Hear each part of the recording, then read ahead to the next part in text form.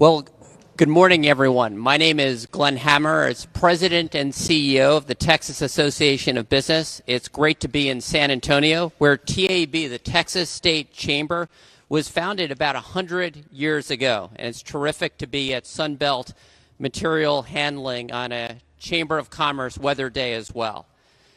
TAB represents companies of every size and industry from every part of the state. We work with over 200 chambers from across the state of Texas. And our purpose is to champion the best business climate in the world, unleashing the power of free enterprise to enhance lives for generations. But we can't do that without a pro-business governor, which is why the TexBiz PAC has proudly endorsed Governor Greg Abbott.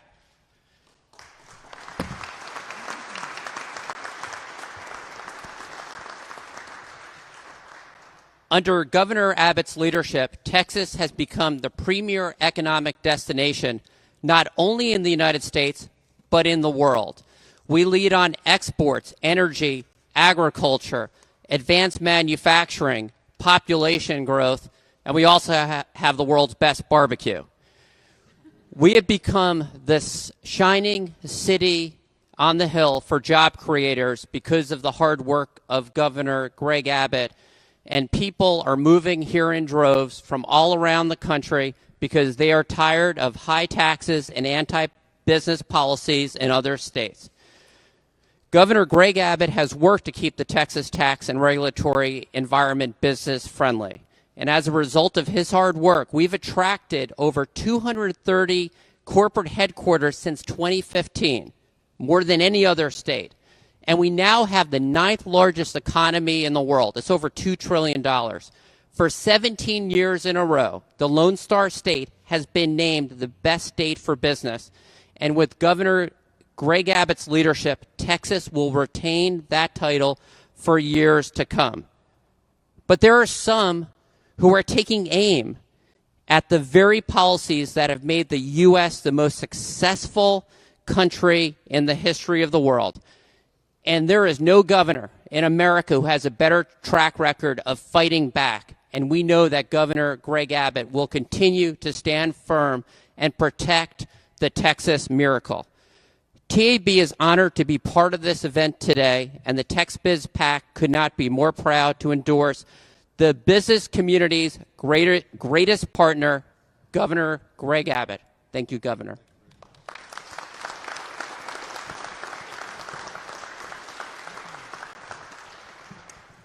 Lynn, thank you. George, thanks for having us. Governor, thank you for letting us participate also today. My name is John Esparza. I'm the president of the Texas Trucking Association.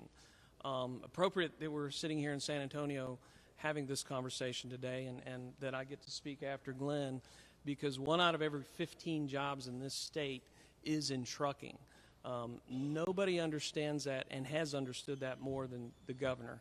And I can tell you from experience, I've been doing this now 15 years.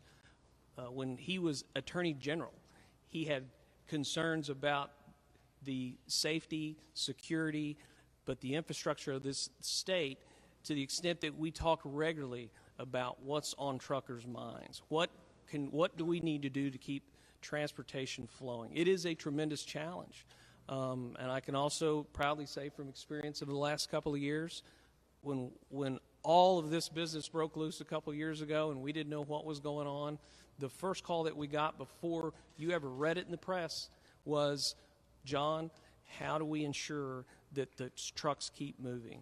Knowing that goods had to continue to be out there on our highways to continue to meet the demands of the rest of us that were staying home, it was truckers. It was the people driving these forklifts back here that still had to be at work every day to get what they get done. Essential workers, and that's now become such a common name.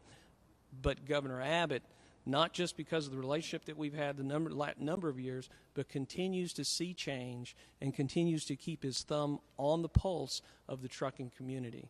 And I can assure you, when you talk about places like San Antonio, across the state, where freight and trucks in particular are delivering more than 83% exclusively goods to these communities, and even when you have ports and airports and rail, first mile, last mile, you will always have trucks out there. And frankly, 2 years of this pandemic has been a challenge for all of us, and there's no question. There's been no better leader, and I've got a number of my members back here to echo that message here today from all over the state. No better leader that we've had to take us through this pandemic than Governor Abbott. And we want to continue to work with Governor Abbott and proudly endorse through the Texas Trucking Association and our truck pack Governor Abbott to continue to be the leader that he has been for the state of Texas, because we know that's what we will expect as he continues to lead us. So thank you very much.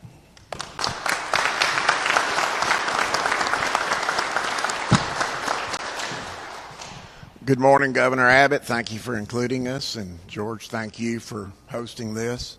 I'm Tony Bennett, President and CEO of the Texas Association of Manufacturers, and I'm also a board member of our Manufacturers PAC of Texas.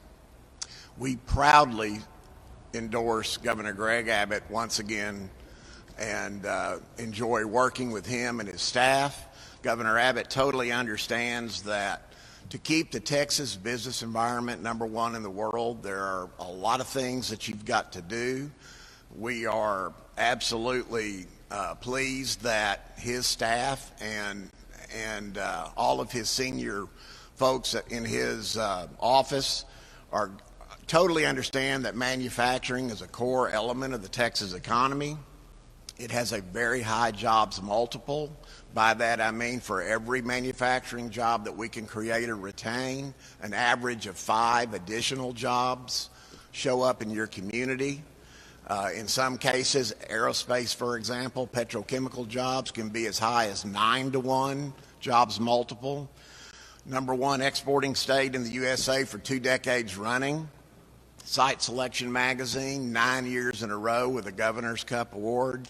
Obviously, you cannot argue with these metrics on who is leading the globe state-wise with a business environment. 880,000 Texans directly are employed in manufacturing in the state. So if you take the multiple, you have 4 to 5 million jobs attributable to manufacturing in Texas. The average compensation for manufacturing workers, $90,000 a year on average. This is why Governor Abbott understands that reasonable regulation, reasonable taxation will keep the Texas miracle continuing for many years to come, and we proudly support him for re-election. Thank you, Governor.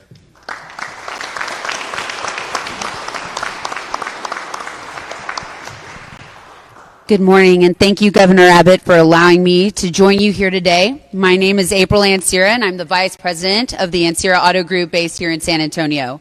I'm the immediate past chair of the Texas Automobile Dealers Association and the current chair of the San Antonio Automobile Dealers Association. I am here today on behalf of the Texas Automobile Dealers Association to announce the support of TADA and the TADA PAC for Governor Abbott. TADA represents nearly 1,400 franchise dealerships in 290 Texas cities and towns. These dealerships employ over 100,000 Texans and are responsible for nearly 20% of all retail sales in the state. I would like to thank the governor for all his efforts to create the best business climate in the nation here in Texas. With the combination of a reasonable and predictable tax, regulatory, and legal climate, Texas businesses and their employees prosper. And when local family-owned businesses like the franchise dealerships prosper with their employees, the Texas communities in which they are based prosper as well. Governor Abbott has been a long-standing advocate for the dealer franchise rights and franchise system that benefits Texas and Texans. During his time as the Attorney General, he defended Texas law and the rights of Texas dealers. And he has supported our efforts to ensure that choice, competition, and convenience continue to prevail in the retail automobile industry here in Texas. As said before already here today, we'd like to say that the state of Texas and the franchise dealerships in Texas have created a perfect economic engine for the 9th largest economy in the world. And quite frankly, I would say Texas is the best state in the nation and the best place in the world to be in the franchise new car and truck business. On behalf of the TADA and the TADA PAC, I would like to say thank you, Governor Abbott. We are pleased to support your candidacy to remain the governor of Texas.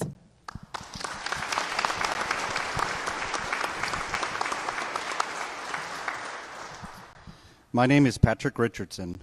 I am honored to be here today representing restaurants across Texas on behalf of the Texas Restaurant Association, PAC, endorsing Governor Abbott for governor. 2 years ago, restaurateurs across the state mourned having to close their business. Something special occurred along the way. Many banded together through the guidance of the Restaurant Association and started having conversations, grassroots efforts, speaking to local politicians, national politicians, and state leaders. Governor Abbott, we know you're a great listener. You actually heard the concerns and plight that we had. We went from having lockdowns to having smart safety protocols that many of us today still enact in creating a safe environment for guests. We presented innovative ideas that the state had never had before. You backed us up in the Cocktails to Go program. Many of us were very concerned with liability and the potential to be sued in frivolous lawsuits based on the pandemic, and you supported those efforts. Additionally, you saw the struggles that we were having recovering. You limited tax consequences, whether through franchise or other means. Today, we still face consequences. Today, they're just as big, and including inflation, supply chain disruptions, and labor challenges. The Texas restaurant across the state knows that Governor Abbott is listening and is the right leader to join us in solving these problems to make Texas the best state to live, work, and build a small business in. Thank you.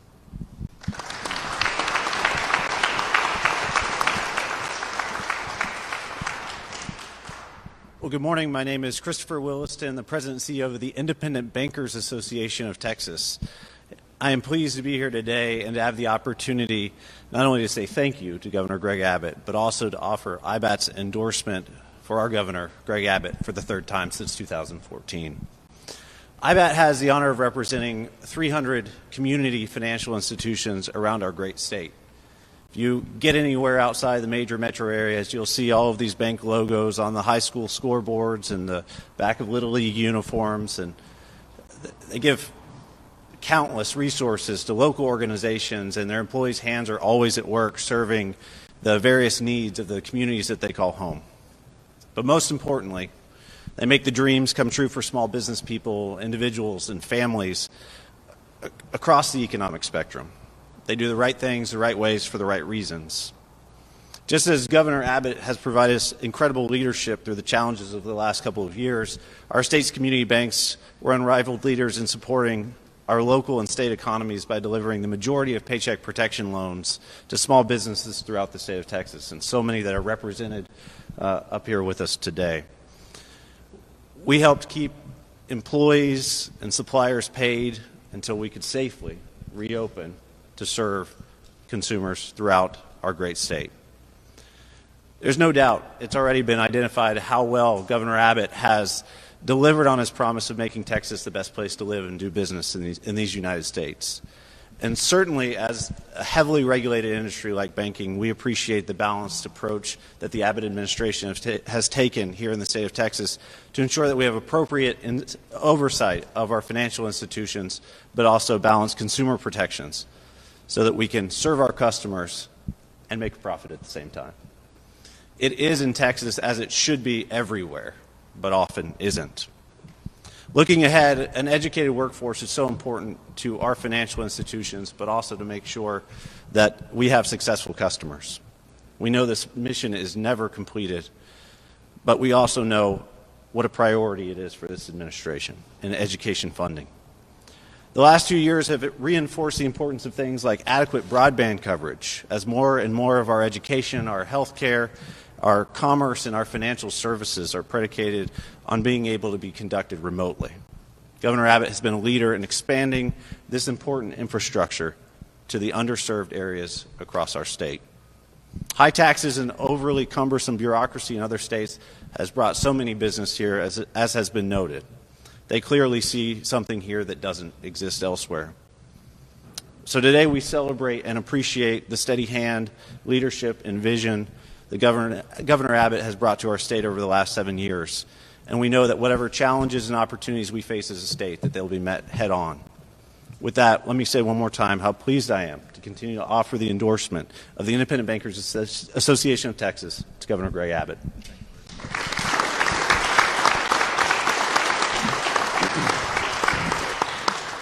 Good morning, and thank you for having me. My name is Annie Spillman, and I'm the State Director for NFIB in Texas. We truly are the only organization in our nation's capital and in each of our states that represents the voice of small business. And I'm proud to say that we work alongside of all of these industry groups very well. I'm also very proud to say that NFIB Texas PAC proudly endorses Governor Greg Abbott and has since his time as Attorney General. We've got about 20,000 members in the state of Texas, and we have members that represent pretty much every economic sector from this economy. And one of my favorite quotes, which I think really stands the test of time, was from President Dwight D. Eisenhower, and it says, farming looks mighty easy when your plow is your pencil and you're thousands of miles from the cornfield. Well, that's not the case with this guy. Governor Abbott has not only been effective and efficient, but he's listened to our members. We're a member-run organization, and so everything that comes to me from my members, we take to he and his staff. But not just that. He's gone around the state and had listening sessions with our members and truly come to us and said, what can we do to help? And I'll be really honest, the small business community doesn't necessarily ask for handouts. We're not necessarily proactive on pushing certain legislation. We're just trying to get the government out of the way. And I appreciate you doing that. But at the same time, truly creating pathways for people to trailblaze and become entrepreneurs.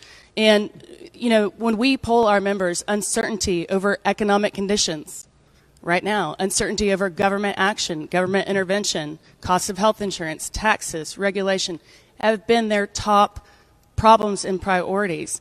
And they've been able to keep their doors open in this state because of leaders like Governor Abbott. We often say that taxes are the hidden regulation on business. Regulation to a small business owner costs them about 36% more, about $30,000 per employee a year just to implement. And because of your steadfast protection over keeping regulatory barriers down and taxes down, they haven't necessarily had to face that. The economic uncertainty is something that we can't control. Supply chain issues right now, inflation, labor shortage. That's there, and that's a hurdle. But those hurdles have not been exacerbated by regulatory barriers and taxes, and we thank you for that. You've let them be able to take care of their employees, and there are many politicians that want to put the employer against the employee, the boss against the worker, and that's not the way it works in the real world, in Texas anyway.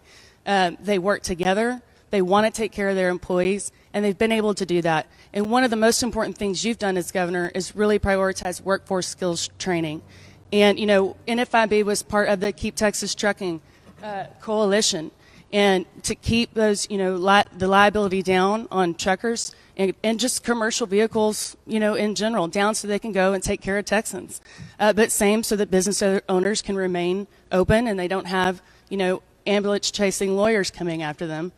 At any rate, we appreciate everything that you've done. You've proven yourself, and you've not only been a leader, but you've been a friend to all of us. And thank you so much. And again, NFIB Texas PAC is very proud to endorse you, and we will as long as you want to be around. So thank you.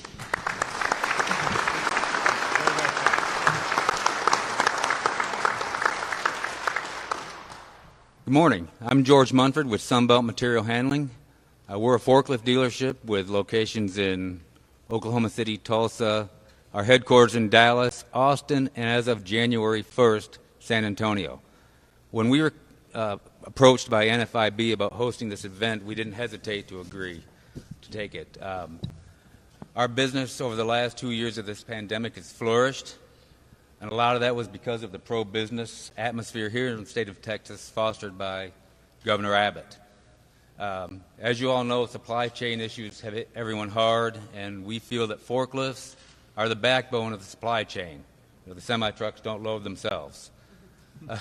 So I'd also like to take this opportunity to really thank our co-workers who for the last 2 years never stopped, never complained. They were the essential workers. They were keeping these lifts going, keeping the supplies moving as best they could, doing their part. So thank you to all of them. And, of course, now I'd like to introduce the governor of the great state of Texas, Greg Abbott.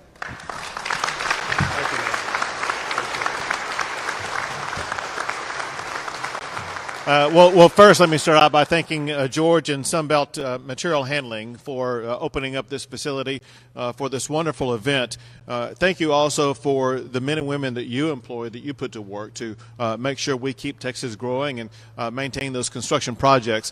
You know, a lot of people over the course of their remarks today talked about how Texas is number one in so many categories. Looking around your facility today and on my drive here, looking at all of the construction projects I'm seeing, I'm thinking Texas may be number one in forklifts also. We'll find out pretty soon. But listen, I'm proud of you all. I do want to double down and express both my pride and my gratitude for all the men and women who typically wear hard hats working in your industry sector. They are taking the lead in building the great state of Texas. Also, I want to thank all of these organizations for their incredible endorsement for my reelection campaign.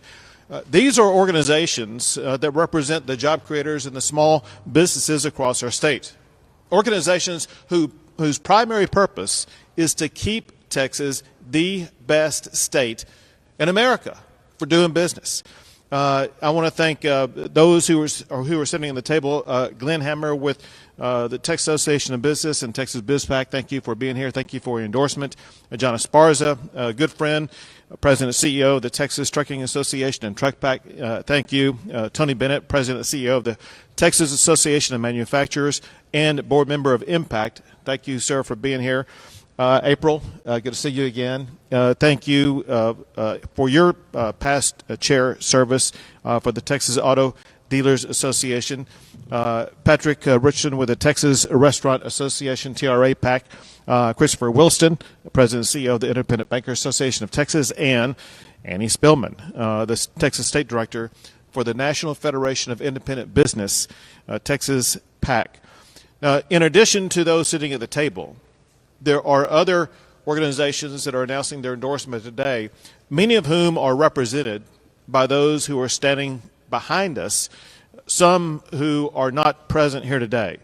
But those who are also announcing their endorsement today involving the business sector include the Texas Recreational Vehicle Association, the Texas Pyrotechnic Association, Wholesale Beer Distributors of Texas, Texas Sport PAC, Texas Independent Automobile Dealers Association, Boating Trades Association of Texas, Texas Water Quality Association, Texans for Lawsuit Reform PAC, the Auto Body Association of Texas, Texas Travel Association Travel PAC, Beer Alliance of Texas, Texas Waterway Operators Association, Texas Association of Campground Owners, Rural Friends of Electric Cooperatives, Texas Civil Justice League PAC, Houston Region Business Coalition, Operators Political, Educational, and Retirement Awareness Towards Elections, Aransas Corpus Christi Pilots PAC, Sabine Pilots PAC, Houston Pilots PAC, the Texas Mortgage Bankers Association, Independent Insurance Agents of Texas, Texas Package Stores Association,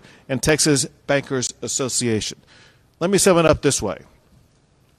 If you look at all of the employees for all of these associations who are endorsing today, I think is well over a majority of the private sector employees in Texas are represented by these organizations who are so committed to making sure that we maintain the best business climate in America. And I want to thank all of you all, as well as your members, for what you do to create jobs and to keep Texas the best state for doing business. And also I want to thank you for your support and your endorsement. Because of the businesses and the Texans that you all represent, as you all have heard many times over already today, Texas remains the number one destination in America for economic growth. We are and have been the number one state ranked as the best state for business every year that I've been governor. And we've been ranked the number one state in America for the most economic development projects every year that I've been governor. We've been ranked, this is very important to you, we've been ranked the #1 state now as the best state to start a small business. And as you heard earlier, it was announced today that Texas has been ranked now for 20 years in a row as the #1 state in America for exports. And when you add all that together, it means two very prolific points. One is that Texas now has the 9th largest economy in the entire world. Over the time of COVID, Texas surpassed Brazil, going from 10th to 9th in the largest economy in the entire world. But more important than all that, to bring this home to the men and women across the state of Texas, what all these people here together have been able to accomplish is that as we gather just outside of San Antonio today, more Texans have jobs than ever before in the history of our state. Our success is owed to businesses both large and small. Businesses like Wally's Burger Express in Austin, owned for 41 years by Robert Mayfield. Robert said that our state's success didn't happen by accident. He said, and I quote, "It happened because Texas stands for free enterprise, low taxes, fewer meddlesome regulations, and the chance to live the American dream." He's right. Texas is the American dream. And today it's the American dream for a far more diverse group of Texans than ever before. Texas is also now the #1 state in America for jobs created by black business owners and Hispanic women business owners. Everyone can succeed in Texas. To keep Texas businesses thriving, we have slashed regulations and burdensome red tape. We passed COVID liability protections for businesses across the state. We reformed ERNCOT and winterized the grid. And we have cut property taxes every session that I have been governor. And not only have we prohibited an income tax, we made an income tax unconstitutional in the great state of Texas. My promise to these business organizations and every Texan is the state of Texas will continue to keep taxes low and rein in property taxes, keep regulations reasonable and predictable, invest in a robust infrastructure, and develop the best workforce in the United States of America. With your ongoing support, we will keep Texas the best state to live, to work, to raise a family, and to do business. Thank you all very much for your support. All the best in your future endeavors.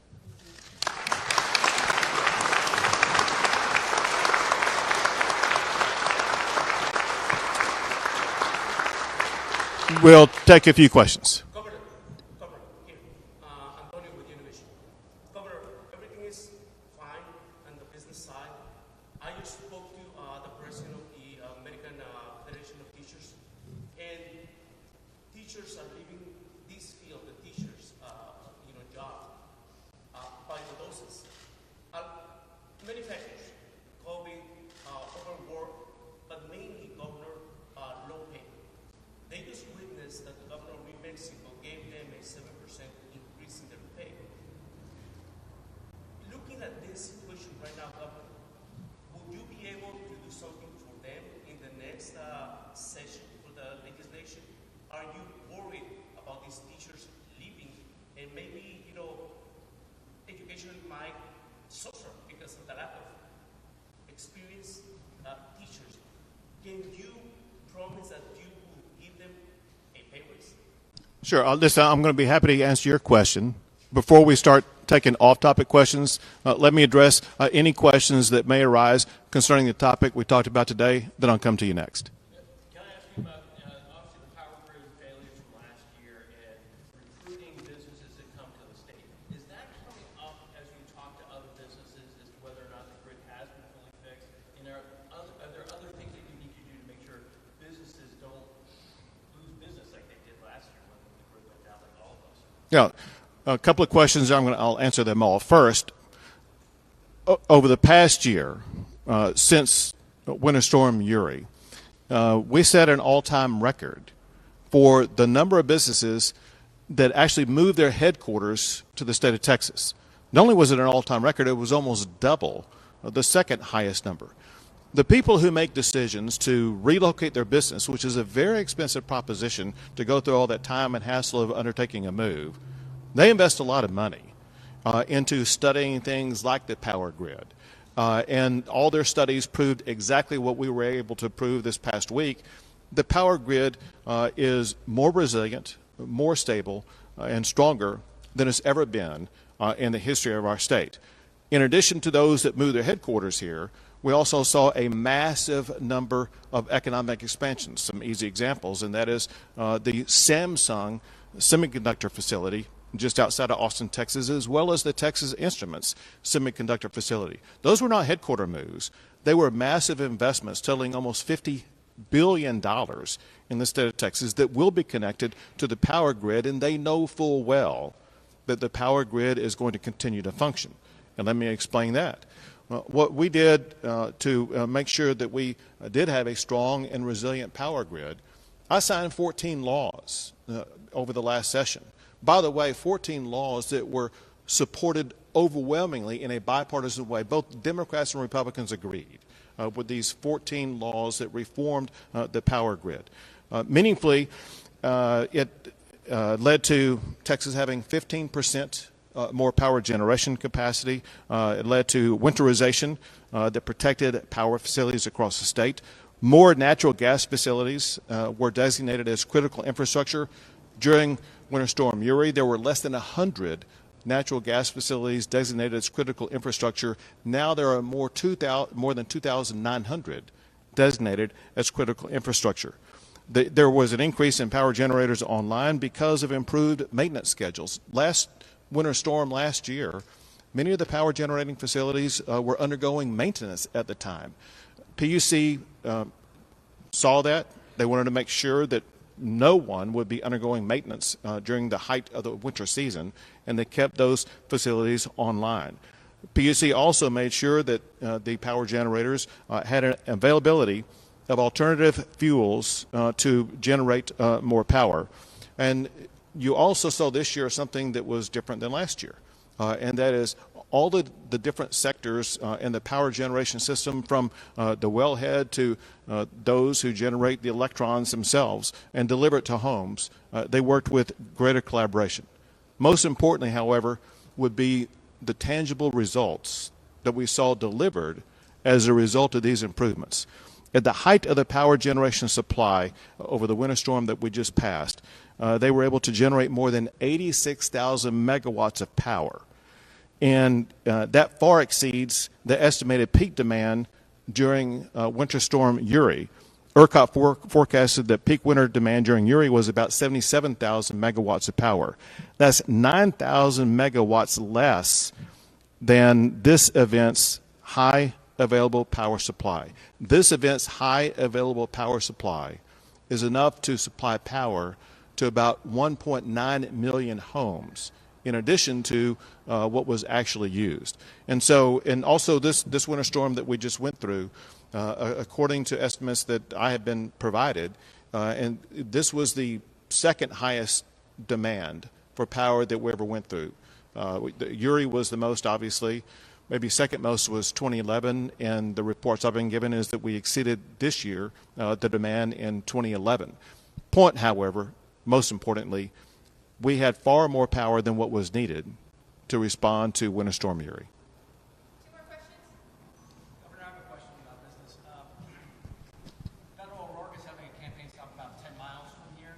In your opinion, what would the Texas business climate be like if Beto O'Rourke were to become governor or another Democrat were to become governor? So let's just talk about what Beto has said. What Beto has said is he has policies that are extremely hostile to the oil and gas sector as we know it today. There are hundreds of thousands, if not millions, of employees that are working in the oil and gas sector. Obviously, those who produce oil and gas, but if you look at people who provide forklifts for the oil and gas sector, those jobs would be crushed. And if you looked at the taxes he's talked about imposing and the regulations they would impose, it would put a stranglehold on the jobs that are created by the men and women who are representing so many industries that are gathered here today. That's why one of the reasons they so strongly support me, because they know I have a proven record of making sure that we create jobs in the state of Texas.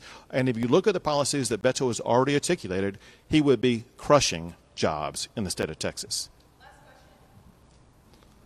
Governor, what kind of long-term effects do you see that COVID-19 has had on the entire state? Well, if you look at what we went through and what we've come out of, we've come out extraordinarily robustly.